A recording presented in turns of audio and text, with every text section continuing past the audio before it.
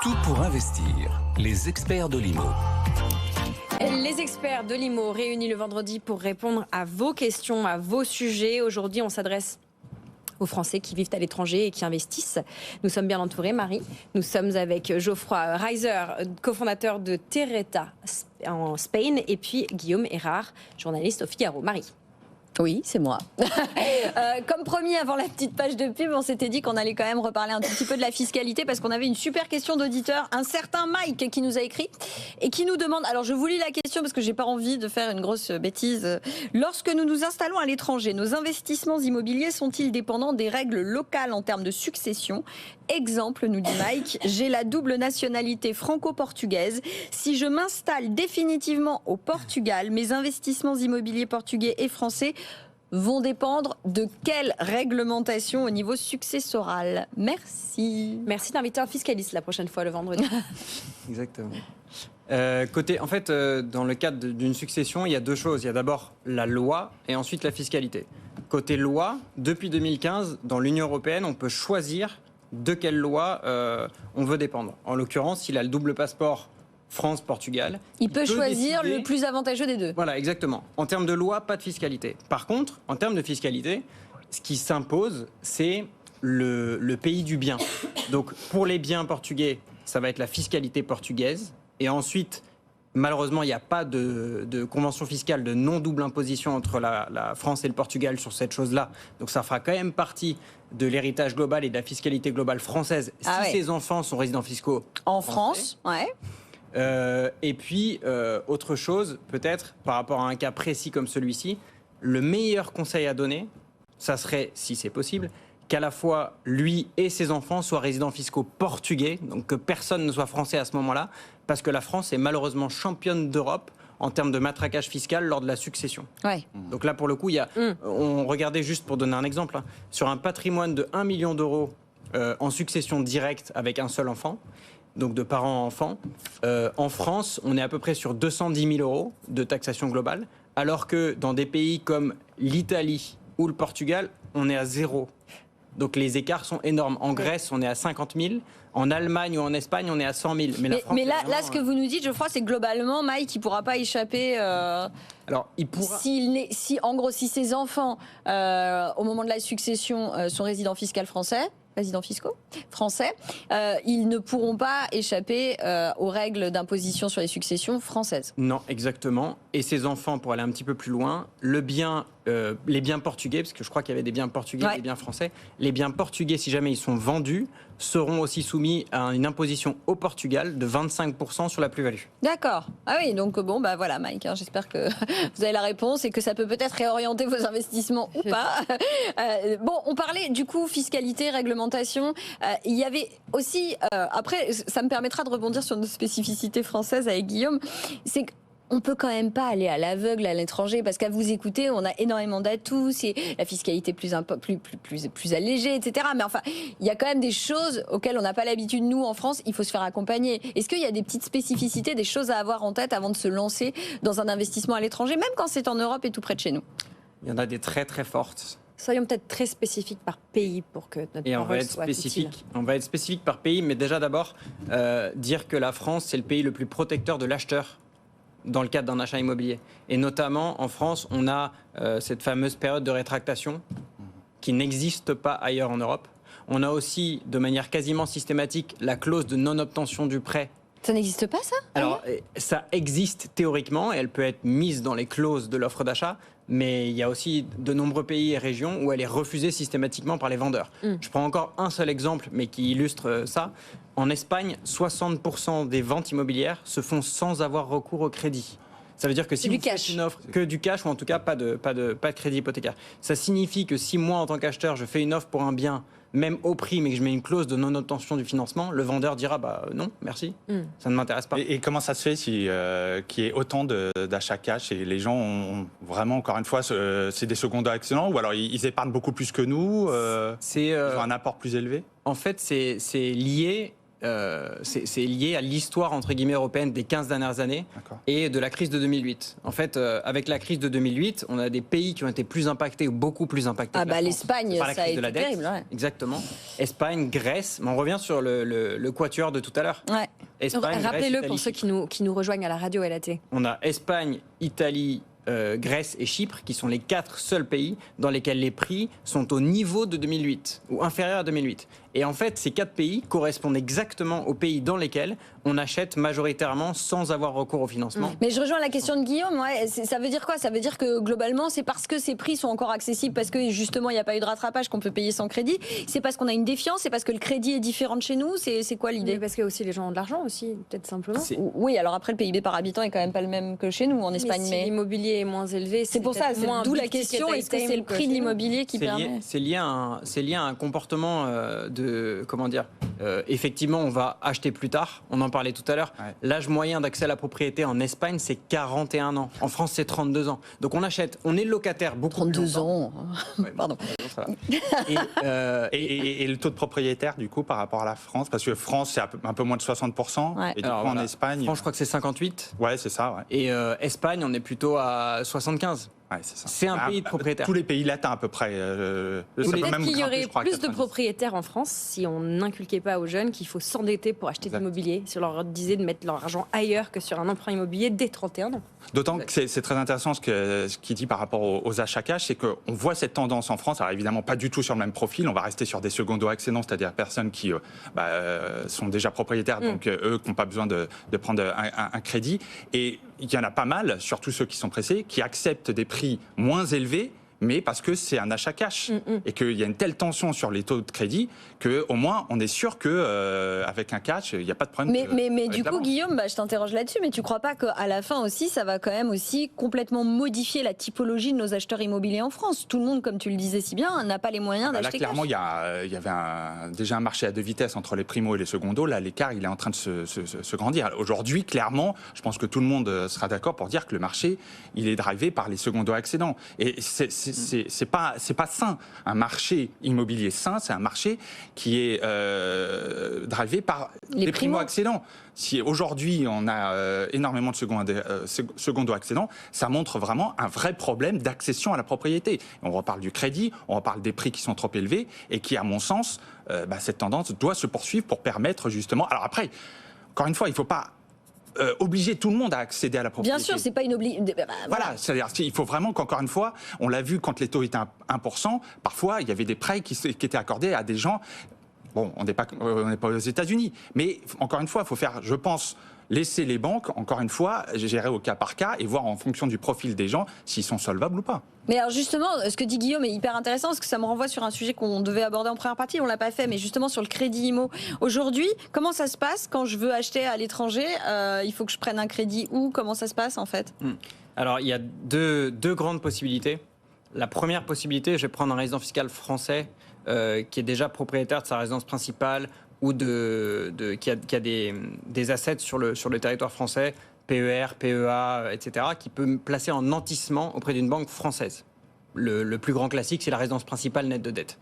Si jamais on a ça, là, c'est avenue Royale.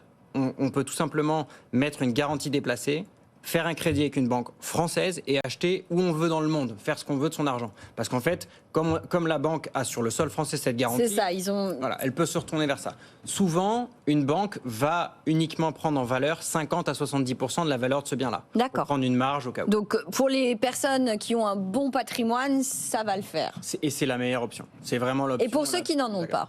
Sinon, on achète en réalisant un crédit dans le pays du bien. Et là, il faut savoir que les pays dont on parle depuis tout à l'heure, notamment Espagne et Portugal, qui sont quand même les champions d'Europe sur ce sujet, sont des pays dans lesquels il y a à peu près 20% d'acheteurs étrangers. Si on parle des régions comme la région de Valence ou d'Alicante, c'est plutôt 40% d'acheteurs étrangers. Donc en fait, les banques sont habituées à prêter à des Français. C'est très classique. Mais donc ce sont des acheteurs étrangers qui s'endettent dans le territoire que vous évoquez pour faire leur achat de manière locale. Oui, exactement. Et on fait quoi? C'est des crédits à 100, 110% comme chez nous? Alors pas du tout. Alors pas du tout. Encore une fois, on ne prête qu'aux riches. C'est particulièrement vrai quand on achète à l'étranger. Parce que concrètement, une banque va vous financer uniquement 70% en général du prix du bien, ce qui veut dire que je finance 30% plus les frais de notaire, d'agent immobilier, etc. Donc en fait, sur l'opération, on est sur du 60-40 ou 50-50. Donc c'est pas du tout ce à quoi on est habitué en France. C'est 2 fois plus qu'en France, où généralement on demande un apport de 20%.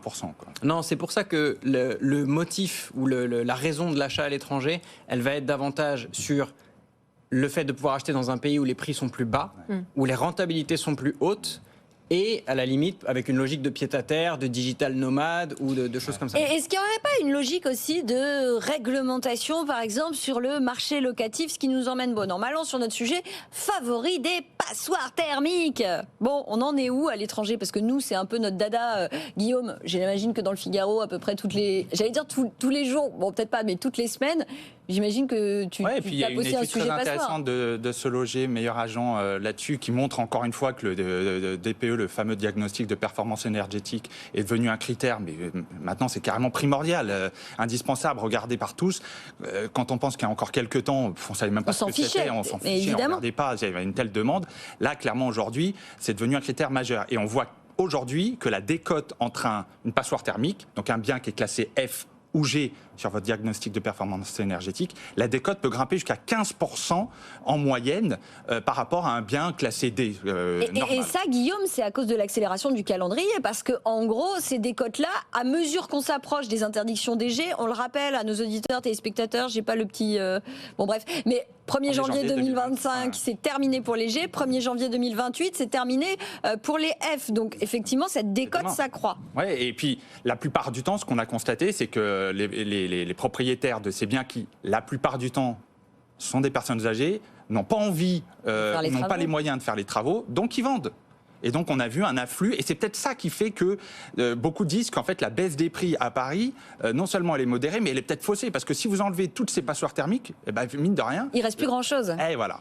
Et alors à l'étranger, comment ça se passe, Geoffroy ? Alors, déjà, rien à voir. Quand on regarde le panorama européen, la France, on pourrait l'appeler la dictature verte. Oh là là! Ce qui est positif aux égards des objectifs de l'Europe pour 2050. Ouais. L'Europe doit rénover 40 millions de logements, 40 millions de bâtiments, donc encore plus que ça, 40 millions de bâtiments d'ici 2050. Donc les objectifs sont énormes. Et ça touche pas que la France, c'est tous les pays européens, c'est vraiment l'Europe qui doit faire ça. Maintenant, la France, c'est 17% de passoires énergétiques, et c'était 19 il y a un an. Donc, on est sur un taux qui nous semble élevé. Et par contre, sur les mandats de vente, je crois que c'est 30 ou 35%, en tout cas selon les Donc, il y a une proportionnalité doublée. En revanche, à l'étranger, alors j'aime bien parler de l'Espagne, mais je n'ai pas trouvé le chiffre sur la Grèce et l'Italie, j'aurais bien aimé. Le pourcentage de passoires énergétiques en France est de 17%, en Espagne est de 85%. Non. Mais ça, c'est attends, d'un point de vue architecture, parce que je veux dire, le concept de passoire ou de bouilloire thermique, il est très lié quand même au dérèglement climatique. L'Espagne, c'est un pays où il fait très chaud au sud. Depuis des millénaires, j'imagine qu'on sait construire sur ces territoires des maisons résistantes à la chaleur. Alors, c'est quoi la définition d'une passoire thermique en Espagne ? Ça. Non, mais c'est ça, je rejoins Lorraine, le thermomètre est peut-être pas le même non plus. Alors, le thermomètre n'est pas le même, c'est un super point. On l'a vu en France, il y avait le débat sur plusieurs experts en la matière qui donnaient des lettres différentes. En Europe, quand on regarde un petit peu ce qui se passe, les champions d'Europe, pas de surprise, c'est la Suède, la Finlande, la Norvège. Bien sûr. Jusque-là, on s'y attendait. Oui. Bon. Le sud de l'Europe, c'est évidemment les cancres, parce qu'on a moins besoin, etc. Cela dit, le calendrier arrive. Sauf que ce que ces pays font n'est pas la même chose qu'en France. Je donne un seul exemple. L'Italie, on va arrêter de parler de l'Espagne. Italie, ils ont créé le super bonus 110%, où en fait, ils ont mis un crédit d'impôt sur les 5 prochaines années pour quelqu'un qui investit dans la rénovation énergétique de son logement. Donc en gros, tout ce qu'on dépense dans sa rénovation énergétique, on le récupère en crédit d'impôt sur les 5 années à venir. Pas mal. Sauf que, petit problème, leur déficit budgétaire a explosé l'an dernier, en cause notamment ce dispositif qui leur coûte beaucoup trop cher. Donc on voit qu'il y a une opposition forte entre l'ambition politique et la réalité économique. Mais c'est pareil en France, Guillaume, non ? C'est vrai. Pour le coup, clairement, aujourd'hui, il y a un vrai enjeu et une difficulté du gouvernement à répondre à la fois à l'enjeu politique et à la difficulté du marché locatif que ce calendrier pose un problème. Et d'ailleurs, on l'a vu récemment avec les 140 000 logements qui sont sortis. Les petits logements ? Voilà, exactement, les tout petits logements chauffés à l'électrique, etc., etc. On voit clairement que le gouvernement essaye, encore une fois, de tenter grappiller. les deux. Mais c'est ça qui est assez dingue, c'est qu'en même temps, nous, on a tellement complexifié l'obtention des aides et la compréhension de tout le système que finalement, plus personne ne rénove. Comme ça coûte plus rien. Merci pour les finances publiques. Voilà, quoi. Donc, mais on n'avance pas, c'est ça l'idée. Hein. Mais sur les mesures énergétiques, ce qui est intéressant, c'est que les approches en Europe, on pourrait dire que l'Europe est cacophonique par rapport à l'approche de la rénovation énergétique, parce que si je prends l'Espagne quand même, que je connais assez bien sur ce secteur-là, eux, ils sont en train de mettre vraiment l'accélérateur, mais sur la rénovation des bâtiments.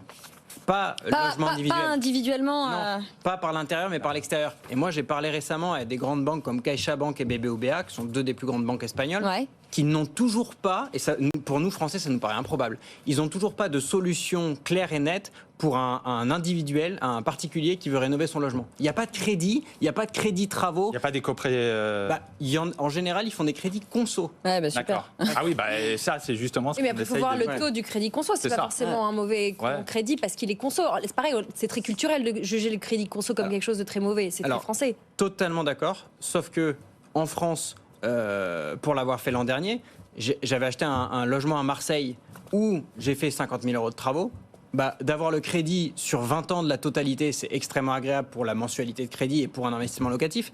À l'inverse, quand on achète en Espagne et qu'on se retrouve avec un crédit conso qui du coup est sur maximum 5 ou 7 ans, c'est pas du tout le même impact sur la mensualité, donc pas du tout le même sur le flux de trésorerie mensuel. Donc quand on fait un investissement locatif, on regarde la rentabilité certes, mais on regarde aussi le cash flow. Donc ça a un impact pour l'investissement. On en revient à ce que vous disiez, Guillaume, du cas par cas. Pour conclure cette séquence, j'aimerais que vous reveniez juste très rapidement sur où les expatriés achètent. On a souvent l'impression, et on en parle beaucoup quand on couvre l'actualité des Jeux Olympiques et de l'impact sur l'immobilier parisien en tout cas, l'impression que les étrangers pullulent à Paris, que tout le monde achète à Paris, qu'il y a un effet Emily in Paris, etc. Est-ce que c'est vrai ? C'est très très faux. En fait, et voilà. De toute façon, les chiffres sont là pour le prouver aussi. On voit que c'est un micro-marché. Hein. Mais comme ils ont un budget plus élevé que la France... Bon. Alors, après, juste par rapport à ça, je dis que c'est faux. Pour clarifier, je vais donner les chiffres. En fait, en France, les acheteurs étrangers non résidents, c'est 1,8% du marché. En Espagne et au Portugal, parce que c'est les champions d'Europe sur le sujet, c'est entre 15 et 20%. Donc, on n'est pas du tout sur la même planète. En revanche, ce qu'il faut dire, c'est que il y a des micro-marchés, typiquement à Paris, quand on regarde les études de Daniel Féo, Barnes, etc. Eux, oui, sur le marché au-delà de 3 millions, sur les hautes richesses, etc., là, on retrouve des taux d'acheteurs étrangers supérieurs à 20%, à 30%. C'est une réalité. Mais sur le marché global français, c'est pas le cas. Et même sur le marché parisien, juste pour parler de Paris, on n'est peut-être pas sur la moyenne nationale à 2%. On est peut-être à 5 ou à 6, mais c'est de ça dont on parle. Ça reste pitchoun, Ça fait pas le marché. Merci beaucoup à tous les trois. Merci Marie d'avoir réuni ce tour de table, Marie Cœur de Roy et Limo. Merci Geoffroy Reiser de l'équipe Terreta Spain, expert du marché espagnol et européen. Et merci à vous notre confrère Guillaume Erard, journaliste immobilier au Figaro.